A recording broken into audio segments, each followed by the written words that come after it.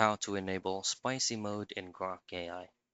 And this quick video, I'm going to show you how you can enable spicy mode using Grok AI. Take note that in this process, I'm going to be showing you the web browser version, but if you're going to be doing this on your mobile device via the Grok AI application, actual process is going to be the same. So of course, if you go ahead and pull up grok.com's official website, you must log in or create an account so that you can enable that mode. So all you have to do is just to use a command. From this box right here, click that, just simply type in enable spicy mode. And then once you hit on enter, Grok will responds that the spicy mode has already been enabled.